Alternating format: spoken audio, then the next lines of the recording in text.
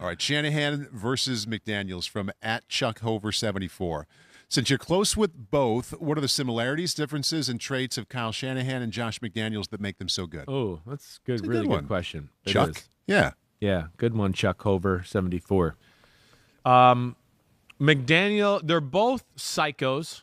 Yep, in a good way. In a good way, exactly right. And like it's just all football all the time. Just all football, all the time. Nothing else. McDaniels is a little bit more of like a robot, a hair more soft-spoken. Shanahan's going to be a little bit more of like, what the fuck you doing? That's crazy. Yeah. You got to be better at this and do that. Like, be a little bit more loose and maybe be able to coach and shoot the shit with the players at the same time. Where McDaniels is going to be a hair more professional. Where they're special and where both of them screw defenses over is just that they're not afraid to take chances and be creative and go, well, nobody runs this play, but I'm smart and I'm going to coach it away to where I'll make it work. Yeah. I just think this can work against this defense. They're not afraid to take chances. Their systems, are tried and true to where they got answers for everything.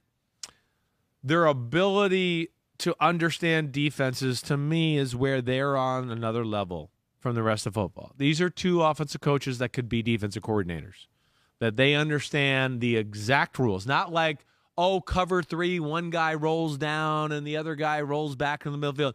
They know the exact rules of like, if number 2 releases inside, then the nickelback has to do this. But if he goes outside, the nickelback has to do that. And now the linebacker has to read the nickelback and do this off of it. They know all of those nuances. They could coach defense. So that's where they're special. And then when they start to study you, they have the ability to find, when you get in these few formations, they like to check to this defense or they play these defenses a lot more than any of the other defenses.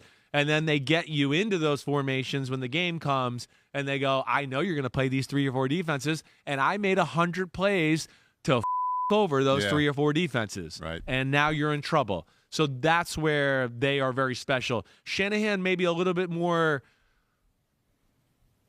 outside the box creative guy. Hey, you go this way, and then we're going to throw a screen to Deebo Samuel and like crazy stuff like that. And I think maybe more creative in the run game. McDaniels, to me, his drop back pass game is better.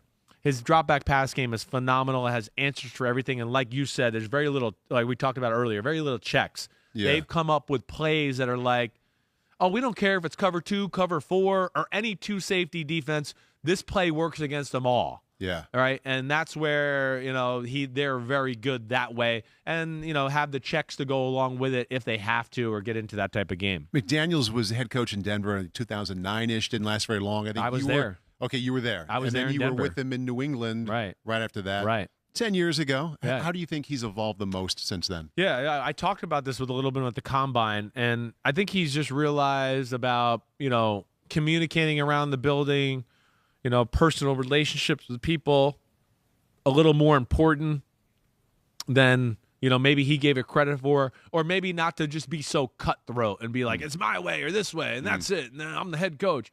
I think that's where he's grown, realizing the people skills and the relationships are just as important as the X's and O's and me being a machine and finding the right ways to kill a defense. Hi, I'm Mike Tirico, and thanks for watching. Make sure to hit subscribe for the latest news and highlights from NBC Sports.